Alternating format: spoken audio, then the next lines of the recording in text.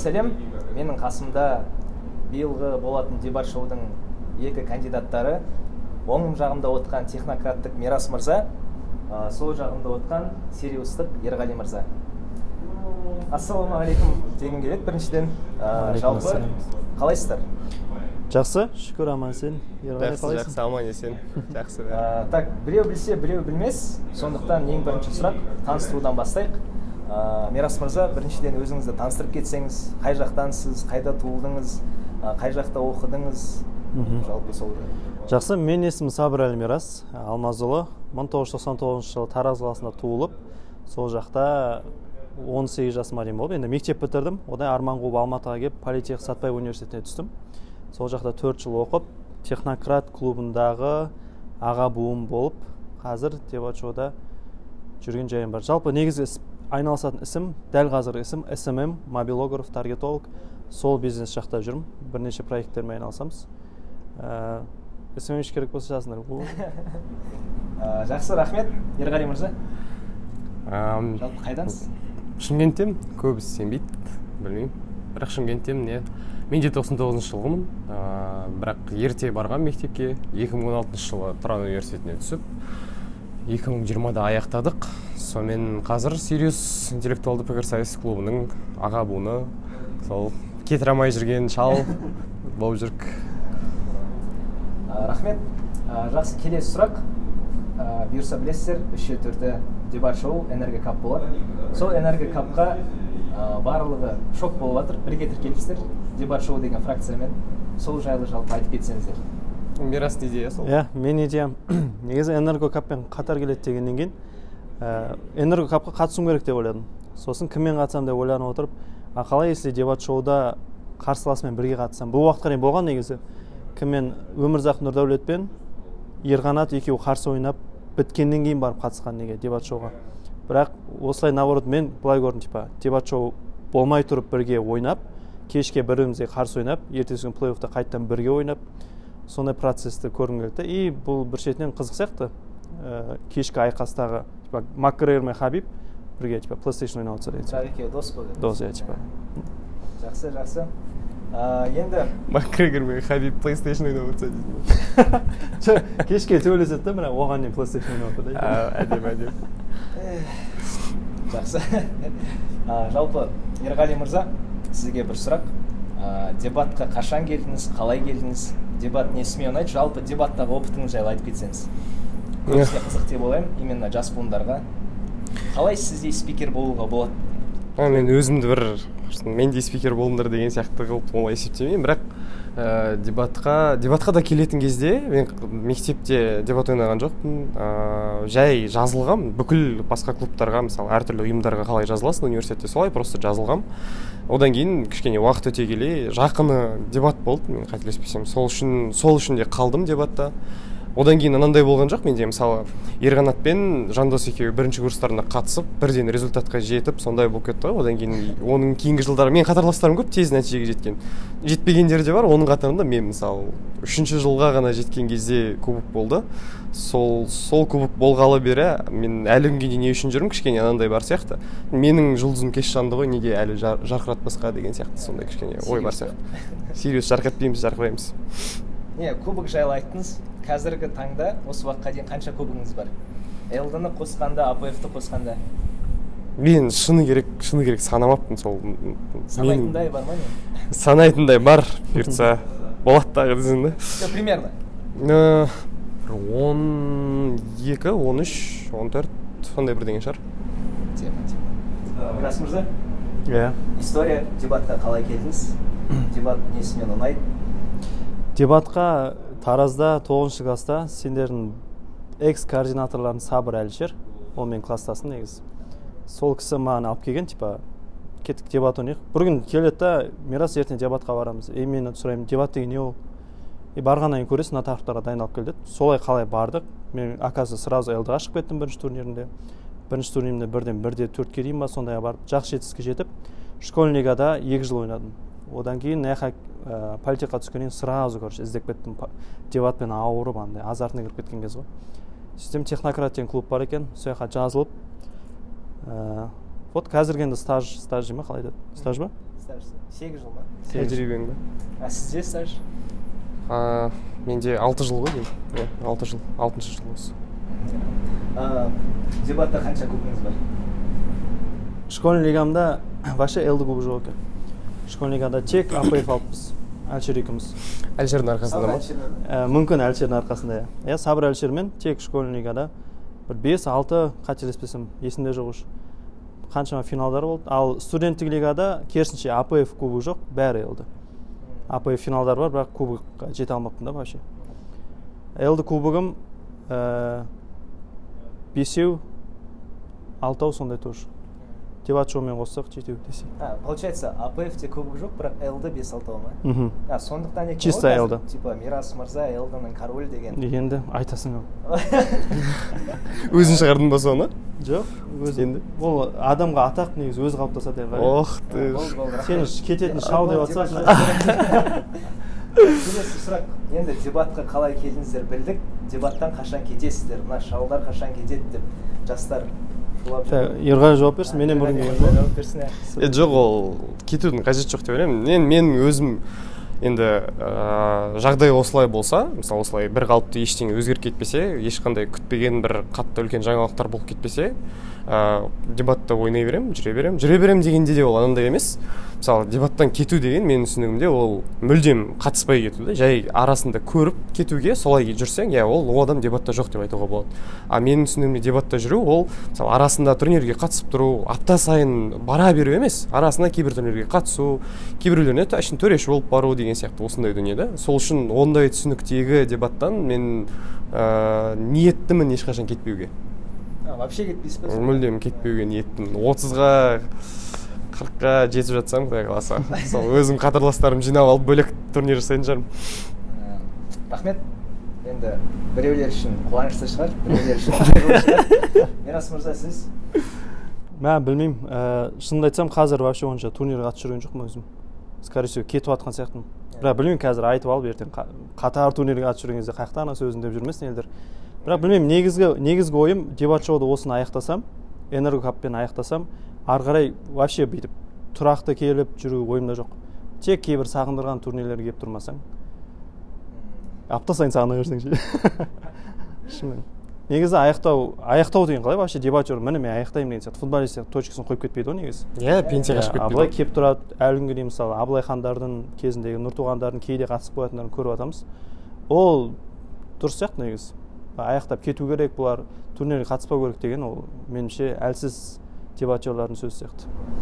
Жоқ, просто қазіргі таңда андай көбіне енді жас буындар көбісі тани бермейтіндер бір турнирға барса, үлкен ата буындар жазылса, ой, осы шалдар бітті, ертең алып кетеді деген сияқты бар да енді ондайлар. Мойындау керек.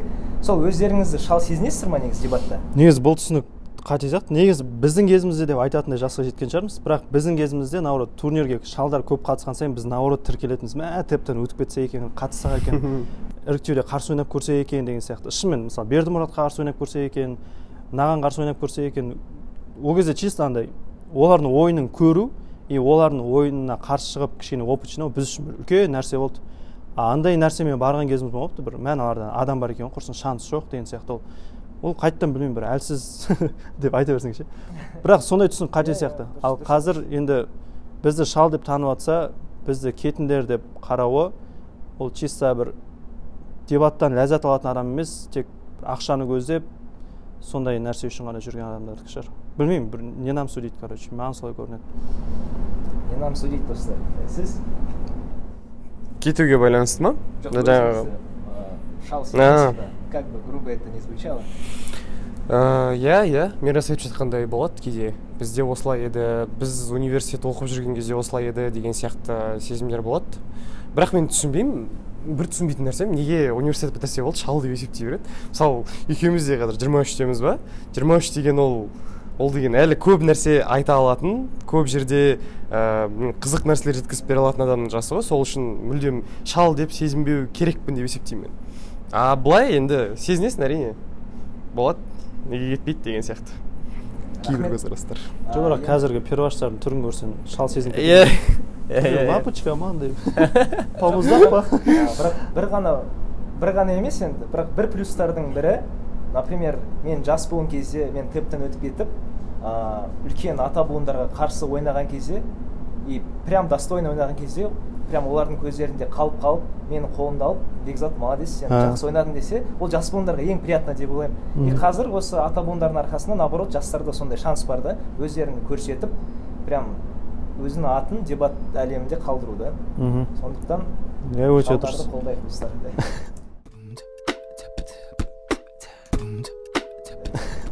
Келесі сұрақ Ерғали мырзаға.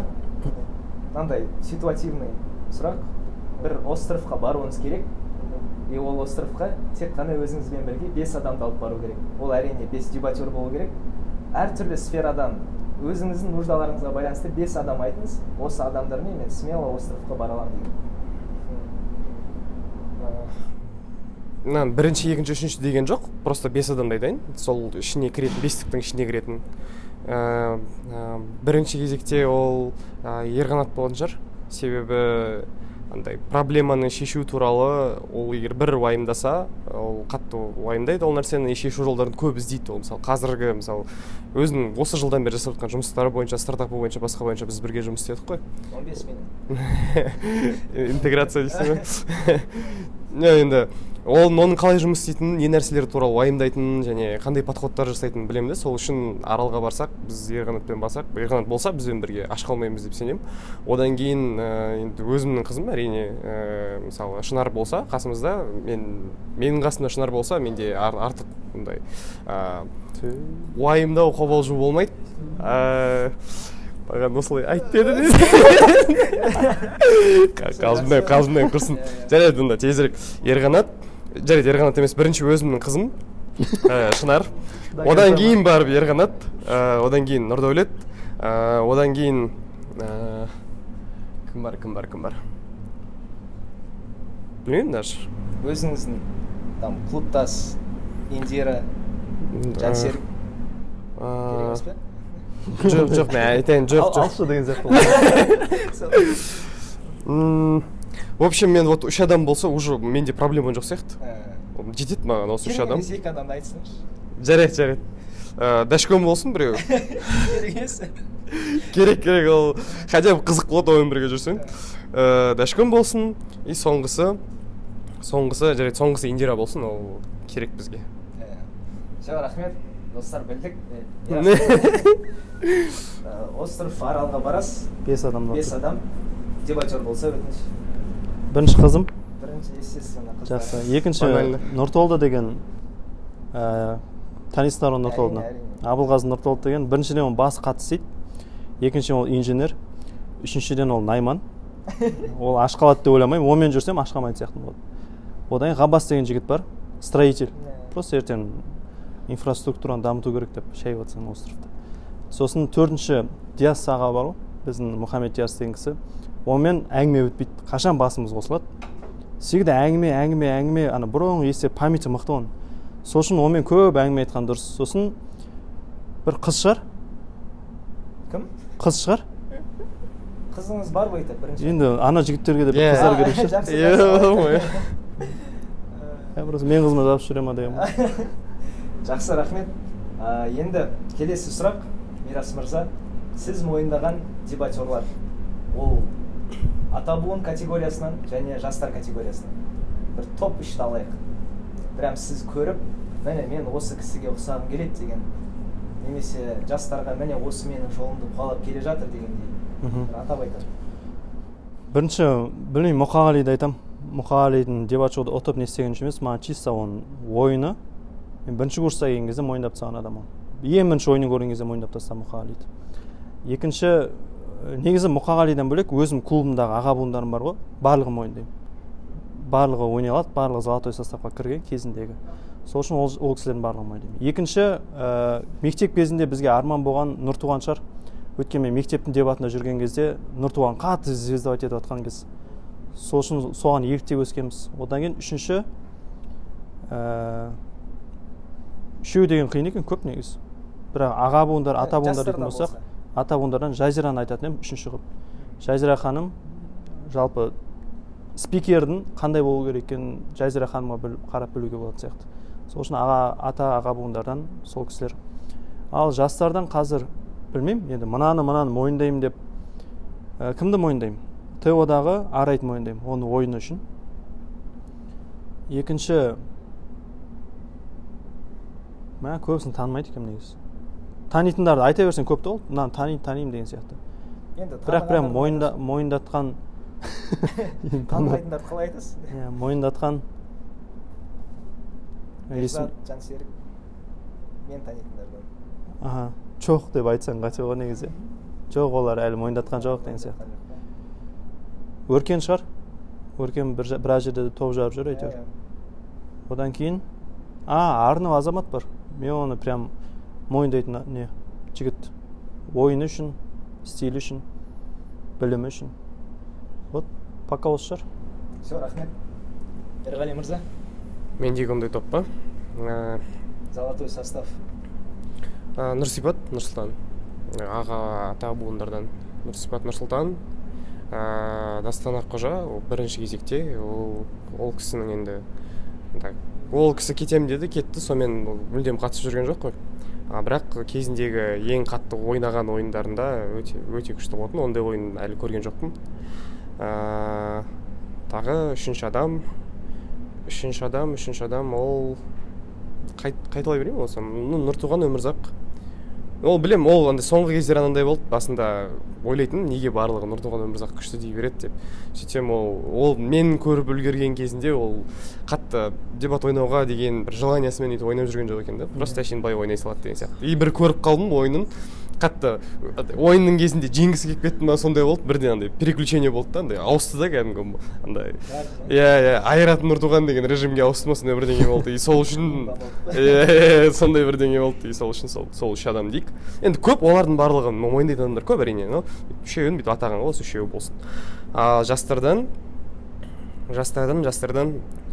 Жастардан енді қайталамай ақ қояйын жарайды. Жаңағы кімнің Мирас айтқан списокпен в принципе полный қосыламын. Мысалы Арайда, Азаматта, олар да жақсы. Одан бөлек Мұхаммедәли жақсы, ТО-да Мұхаммедәли, Санжар жақсы, Латифов Санжар, иә. Одан кейін, ну, кім жақсы? Білмеймін болды. Не мысалы өзімнің мысалы інім Жансерік бар, басқа да екінші курс, бірінші курс дегендер көп олар. Олар әлі мойындатпаған сияқты мен ойымша. Жақсы мағынасында олар әлі уақыты келетін сияқты олардың әлі. Иә. Рахмет. Достар, біз жалпы Инстаграмда сұрақ қойған болатынбыз. Егер де Ерғали мен Мирасқа сұрақтарыңыз болса жазыңыздар деп, содан біраз ответтер келді, содан рандомно бір 3-4 сұрақты алайық, рұқсат болса. Бірінші сұрақ Ерғали мырзаға, сұрақ Асхат Мантайдан, ол мырзаны білмеймін. Бала Ерғали қандай болды дейді? Необычный сұрақ. Бала Ерғали деп мен координатор Ерғали айтатын едім. Координатор болған кезімде Ерғали айтатын едім. Себебі ол Ерғали мен қазіргі Ерғалидің айырмашылығы өте үлкен. Ол Ерғали бүкіл клуб үшін, бүкіл турнир үшін, немесе басқа жаққа турнирге барса да, сол турнирдегі болып жатқан ұйымдастырушылық моменттер үшін де жалпы көп уайымдайтын, көп өзіне жауапкершілік алатын, сондай моменттер болатын. И соның кесірінен де ол андай өзіме деген нәрсені айтпайтын, өзімнің дамуым деген сияқты нәрселерге мүмкін қатты көңіл бөлмейтін. Ал қазіргі Ерғалиға қатты айырмашылық жоқ. Тек мысалы ол нәрсенің маған пайдасы бар ма жоқ па деген сұрақ бірінші кезекте тұрады. Сол сұраққа иә деген жауап болса, ол жақта иә мен істеймін, иә мен ойнаймын, иә мен жарамын деген сияқты солай. Айырмашылығы сол, одан қатты енді бірінші курстағы Ерғали, екінші курстағы Ерғали ол онша ойнай алмайтын Ерғали. Пікірсайыстан мүлдем хабары жоқ, турнирларға жай ғана опыт үшін барып, жыл бойы бірінші курста мүлдем турнир өткізбей, максимум жеткен результаты 1-8 болған Ерғали ол. Екінші курста да одан қатты аса кете қойған жоқ, ары кетсе 1-4-ке барған шығар. Ол сондай Ерғали. Ал қазіргі Ерғалиға тіпті жеңу де қатты маңызды емес. Қызық ойын болса, сол маңызды қазіргі Ерғалиға. Қызық кәдімгідей ойын бір нәрсе айтасыңшы, сұраққа қатысты емес. Соңғы кездер қатты уайымдап жүрген. Қазір андай бұрында бізде ойындар болатын. Қарсы ойнасаң, ойынның қанша дайындалып келсең, сен ойынның кезінде тағы да ойлану керексің ана қарсыласың жеңу үшін. Ол да соншалықты дайындалып келген, соншалықты жақсы ойнап жатыр. Сен ойынның кезінде ары қарай ойлану керексің жеңу үшін. Қазір мүлдем жоқ ондай ойын. Қазір бар, кішкене сәл қызықтау ойындар бар, бірақ қызық қатты ойын жоқ. Қазір Ерелдің мақсаты вот сондай ойындар іздеуші ғой, в общем, болды. Мықты біреуге қарсы ойнаса, қызық ойын болса болды. Жеңсе де маңызды емес. Все, рахмет. Дұрыс келдің онда. Келесі сұрақ. Собачка жас қазақ дейді. Мирас мырза, өте банальный сұрақ. Сұлулығыңыздың сыры неде дейді. Өзі жақсы көретін сұрақ па еще? Өзім жақсы көретін сұрақ. Майдай жағып отыр. Білмеймін. Осылай туылдым, осылай өстім. Жас қазақ деген Мирастың фейк аккаунт емес. Өзі жазады. Жас қазақ деген танып отырмын, жас буыным. Жақсы, келесі сұрақ. Габдулла.наз Назерке ханымнан сұрақ. Сириус, ойынды ұту маңызды ма, әлде ойыннан кейін қалатын сыйластық маңызды ма? Иногда болады моменттер, когда прям достықты қоя тұрасың, и ойын до того қызу болса, и ойында ештеңеге қарамай ұту керек деген сияқты барлығында ондай моменттер болған шығар. И осы ситуацияда. Менің пікірімше, жалпы екеуі де маңызды емес маған. Негізгі маңызды дүние именно дебат шоуда сапалы, достойный ойын көрсету. Мен үшін сол ғана маңызды. Ол ар жағы ұтсаң да, ұтылсаң да, достойный ұтылды, достойный ұтты деген сол үшін ғана ойнаймын, негізі бар ғой. Абылай именно осы қарсыласты ұтуым керек, арғай мен 3 рет чемпион болуым керек деген сияқты нәрсе, ол уже екінші орында кететін нәрсе. Қарсылас беріледі, бірақ сен сол қарсыласқа лайықты көрермен саған келіп болеть еткен кезде сен қолдап отырған адамдар үшін сол лайықты ойнап беру сол маңызды. Рахмет. Негізі айтпесе, дебатта бәріміз қарсылас болсақ та өмірде доспыз ғой. Дұрыс. Так, келесі сұрақ тағы да Назерке ханымнан. Ерғали мырзаға қойып. Топ 3 турнир. Қоя салайық сіздің. Топ 3 турнир ма? Топ 3 турнир. Қазір негізі байқасаңыз, жылдан жылға турнирлардың дәрежесі қуантады. Кәдімгі финансированиясы да жылдан жылға көбейіп жатыр. Ұйымдастырушылық та жақсы болған. Сосын қатысатын қатысушылар да прям өте керемет болып жатыр ғой. И жылдан жылға әр турнирға прям барғым келеді. Төрешілер ше. Қатысушылар енді қатты дайындалмайды, көпшілік бөлігі. Ал бірақ турнирдің ұйымдастырушылық жағы, шынымен кәдімгідей қазір мықты. Сол сізді паразит еткен, грубо айтқанда, топ 3 турнир. Әр жылы бола берсін, давайте тек осы жылмен шектелмейік. Жарайды, жалпы деп айтайық па, жалпы мен барғым келетін, қатысқым келетін негізгі 3 турнир. Енді ол ұйымдастырамын ғой, оны ескермеймін, жарайды. Ол СДУ-дің турнирі. Біз былтыр мысалы ұшып кеттік сондай болды. Маклюбе, өзінің атмосферасы, жалпы маған СДУ-дің университеті ұнайды негізі. Біраз адам оны айтып жүр. СДУ-дің турнирі, СДУ Кап. Одан кейін ТО Кап турнирін қатты күтіп жүрмін, себебі былтыр болмады, былтыр қатысқым келген. Сондай нәрсе бар менде, осы ТО Капты алу керек еді деген сияқты болды. Бірен саран турнирлерге ғана сондай отношение қалған, ТО Капқа ғана сондай отношение қалды ғой деймін. Осы ТО Капты алғым келеді кәдімгідей. И соған сол ТО Кап мықты турнир деп есептеймін. Үшіншісі турнир.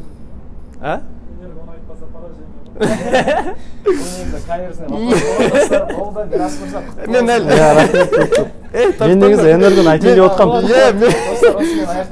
Онда АПФ алып тұрық қыз. Мен энергон не үшін айтпай тұрмын, Мирасқа қалдырып тұрмын өзі, бірге қатысамыз ғой біз. Үшіншісі аймақтың бір кезінде Таразда ректорский балмен бірге турнир болатын. Осы турнир ұнайды маған. Мен шын мәнінде ол турнирда бір аса қатты результатқа жеткен жоқпын. Бірақ ол турнир біздің барып, өзіміздің сол жақта, өзіміздің атмосферамыз үшін, осы үшін ұнайды сол. Тараздың турниріне ешқайда бармасақ та баратын едік.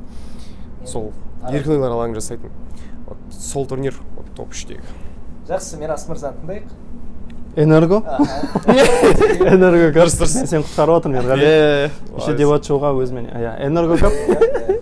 Дебат шоу десің. Дебат шоу турнир ма? Негізі жатсыға бөлек шоу. Болған жоқсың ба сен әлі не қылып? Энерго Кап? Тағы айтсаңшы. Жарайды, шындығына келген кезде негізі. Энерго Кап емес негізі. Айтпай тұрайын. Бірінші мен қатты таң қалдырған нәрсе Ақиқат Кап. Ақиқат Шымкенттік. Барған кезде... Осы жылы болғандар ба? Жоқ, алдыңғы жылдікі маған қатты ұнаған. Олардың қонақжайлылығы бірінші, ұйымдастырушылығы и жаңа дүниелерін ойлап табу. Біздің әрбір цитатамызды шығарып отыру, немесе әр раунд сайын әртүрлі видеолар шығарып отыру. Негізі жаңалықтарды, көп жаңалықтар енгізген сол турнир болды негізі. Біз де істедік қой. Иә, сендер жарайды. Бізден басталды ол негізі. Сіздерде ақиқаттан көшіріп алдыңыздар ғой. жақсы. Просто онда мен сізге қатыспаған, Сириусқа қатыспаған шығармын. Мына жерін кесеміз жоқ, Сириусқа. Бірақ Сириусқа қатыстым мен. Жарайды, бірінші ақиқат дейік. Екінші UIB. UIB-ні ұйымдастыратын турнирлері вообще ерекше болсын, UIB Cup болсын, ол жақта ерекшеліктер, жаңа дүниелердің барлығы үшін UIB-ді мойындауға болады. Одан үшінші Энерго мен Сириус қой негізі. Осы екеуі өте қатты күшті ұйымдастырады негізі. Сен тек көңілін қалдырып жатқан жоқпын ғой, жаным ау. Рахмет.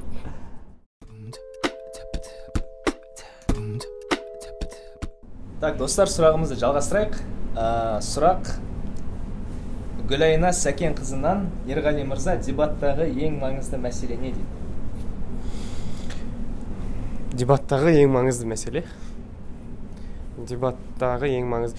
Менің ойымша, егер дебаттағы адамдар мені ұшырып жіберді, или болмасам төрешілер де, мысалы, жай барып төрешілік жасай салам ғой деген сияқты жалпы салғырт қарым-қатынас болмаса, дебатта ешқандай проблема болмайтын сияқты.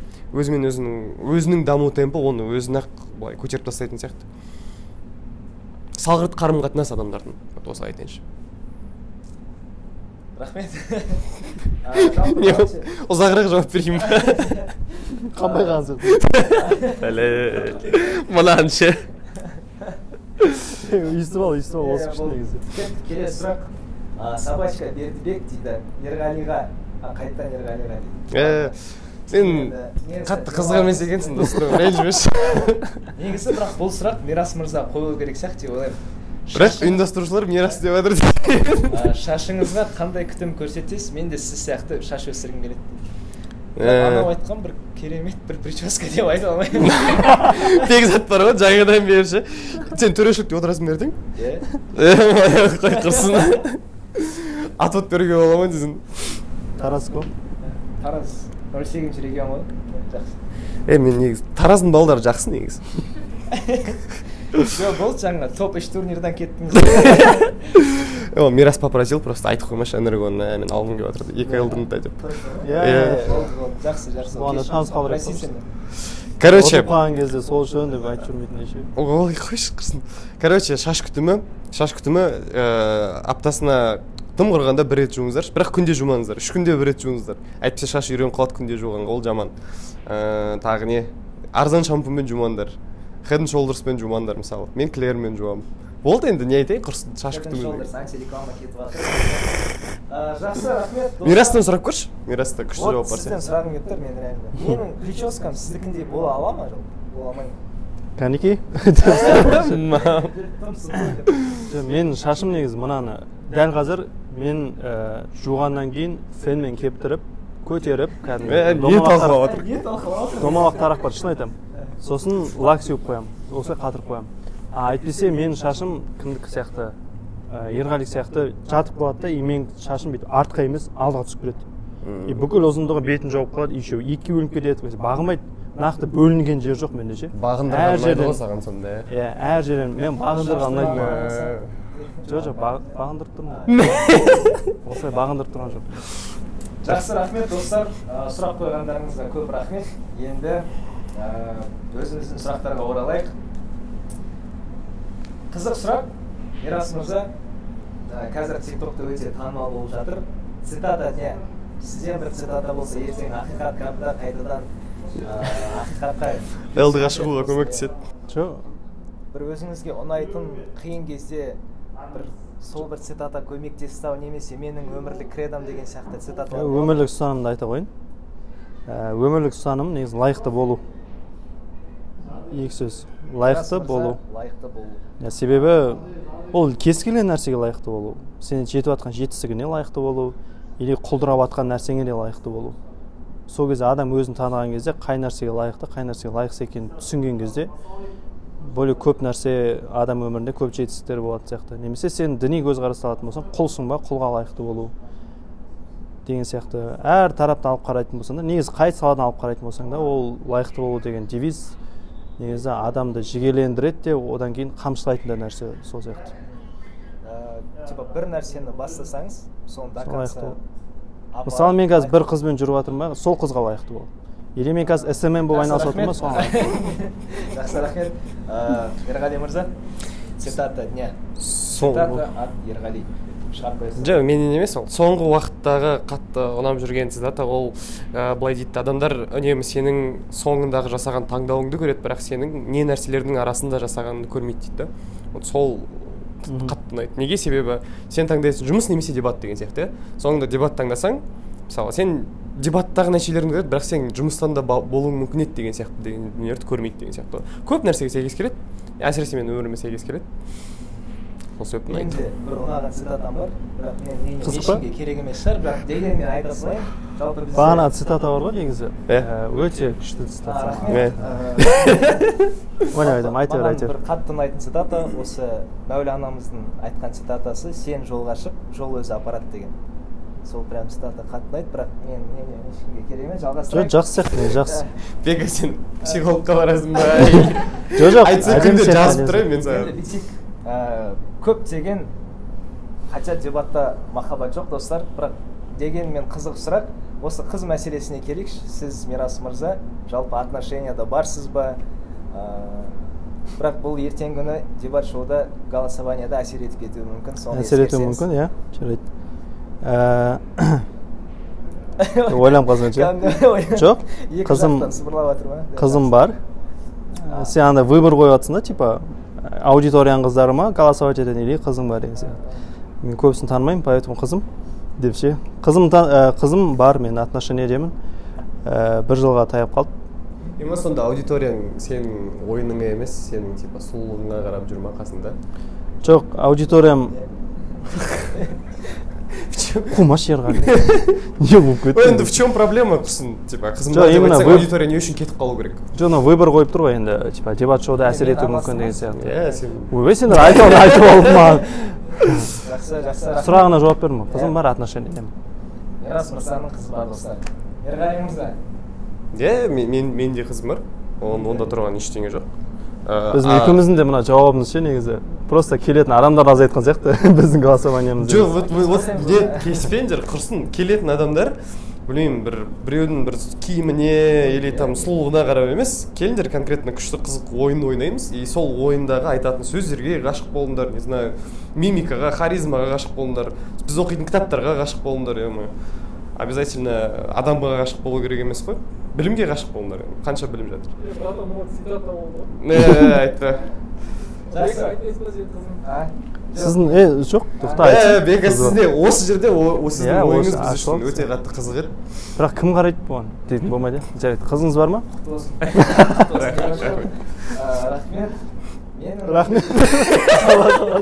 Жоқ, Бека мырза, бізде сұрақ қойып отырмыз. Сіздің қызыңыз бар ма? Менің официально әлі қызым жоқ достар. Официально деген қалай деймін? Қалай ол официально? Жоқ, жалпы осымен бітті кеттік. Келесі сұрақ. Жақсы, немізді интервьюімізді аяқтайық. Соңғы нәрсе, жастарға совет деп сізден бастайық. Менен бастайсың ба? Как опытыңыз көбірек. Дебаттағы жастарға совет. Яғни мен мысалы мына видеоны көріп отырмын да, Мирас мырза не дейді екен, қандай совет айтады екен. Ертеңгі күні уже сіздің советтеріңізді там практикаға енгізіп, сізге қарап бой түзетіндей бір достойный совет болса. Андай ғой, мен қазір мектеп оқушыларына дебат үйретемін да, соларға беретін ең главный ақылым, бастадың ба, сол бастаған нәрсеңнен жетістікке жетпейінше тоқтама. Немесе бастау барысында лайықты болу. Немесе бастау барысында сенікі емес па, лучше тастап кете сал. Қазір дебатшыларға да айтарым сол. Орта үшін жүре берем, ана үшін жүре берем, мына үшін жүре берем деген нәрсенің көбісі негізі сол кетіп жатқан уақытыңды басқа нәрсеме алмастыруға тұрарлық па, тұрарлық емес па. Сол нәрсені түсініп, сондай ақыл айтар едім, негізі кез-келген істі бастаңдар ма, соңына дейін жетістікке жетпейінше тоқтамаңдар. Сол іске лайықты болыңдар. Рахмет. Саған қарап бір сөзімізді аяқтай алмай қалады. Деп жалғастырып кету жоқ па бірдеңе. Кете қарап тұра береді. Бері жақында болсаңыз, сағынып отырмыз. иә жастарға совет. Даусым естілмейді. жастарға кеңес ба? Пікірсайыстың жастарына айтатын кеңесім, нақты мақсаттарыңды анықтап алыңдар. Ертең артық пікірсайыста не үшін жүргенімді түсінбеймін деген сияқты жүріп қалмау үшін нақты анықтап алыңдар. Пікірсайысқа сендер күшті дос табуға келдіңдер ма? Иә, табуға болады бұл жерден. Адамдарды мойындатуға келдіңдер ма? Иә, мойындатуға болады бұл жерден. Болмасам білмеймін, басқа да бір қандай да бір мақсаттармен келдің ба? Ол нәрсе осы жер ол мақсатты бере алады ма, бере алмайды ма? Соны анықтап алшы. Бұл оны саған өз клубың аға буындар айта жатар. Мысалы, иә, сен бізге білмеймін керемет қазақ тілде әдемі сөйлеуге келдің ба? Білмеймін, Алматыда ондай нәрсе қатты дамымаған шығар, себебі біз орысша қоса береміз деген сияқты. Мақсатыңа байланысты ары қарай қимылда анандай болмау керек қой. 3-ші курсқа дейін дебатта просто жүрдім, енді мақсатым табыла ма десем әлі жүрмін деген сияқты. И соңында мен не үшін жүрмін деген сияқты сұрақпен жүрудің қажеті жоқ. Ал егер мақсатың кубок алу, бірақ сен өзіңнің ойыңша енді мүлдем ойнай алмайсың ба? Уайымдама, үйрен, қара, жаз, оқы, и шығады результат. Бірден бір тағы айтатын кеңесім анандай. Айтсын, жақсы. Бір түрлі интервью. Короче, қазіргі жастарға тағы айтатын кеңесім, турнирге, вообще жастар дегенде кез келген дебатерға айтатын кеңесім, турнирге мен мына орынды алайын, үйтейін деп бармай-ақ қойғандарың ол жақсырақ. Я дайындалып, я күшті ойынға, я мен жеңем деп барыңдар, бірақ мен кубок алам, немесе мен элден алам деген сияқты барудың қажеті жоқ. Ол өте қатты демотивация береді. Ары қарай себеп салдарын іздеп кете бересің жеңілсең. Мысалы, сен просто ойында өзің ойыңды дәлелдей алмай жеңіліп қалған болуы мүмкін. Ары қарай сен қатты настрой ұстап қойғаннан кейін причина іздеп бастайсың. Содан шығады ана төреші дұрыс түсінбеді мен негізі, саясат болып жатыр екен негізі деген сияқты. Просто адам турнирге барардың алдында өз-өзіне андай слишком завышенный бірдеңе қойып қояды. Завышенный болмаса да бір сондай цель қойып қояды. И оған жете алмай қалады да, и өзіне утешение іздей бастаған кезде шығады сол нәрсенің бәрі. Саясат ол анау, ол мынау, бәрі тупой, мен ғана ақылдымын деген сияқты әңгімелер. Сол үшін баратын кезде лучше бұйырғаны деп бар, бірақ барын салып ойна. Вот. Раскол кетіп жатырмын. Не үшін? Бірінші ақылында мақсат қой дейді, екінші ақылында мақсат қойма дейді. Иә, байқадыңыз. Мақсат қою деген басқа нәрсе ғой вообще. Сен турнирге мақсат қоймайсың ғой, қоясың ба? Дебатқа келген кезде пікірсайысқа бір мақсатпен келесің сен. Мақсат қой деп. Мақсат қоямыз ба, қоймаймыз ба? Пікірсайысқа мақсат қоясың, турнирге мақсат қоймайсың. Кете берейік біз достар. Түсіндім. Ай, жастар. Или ертең давай бүйтші, дебат шоуда бір минутында осыны түсіндіріп берші маған. Жоқ. Уақытың жеп отырсың сен. Жаман. Маған бір қызық сұрақ бар еді. Осы Сириустың значогы қалай?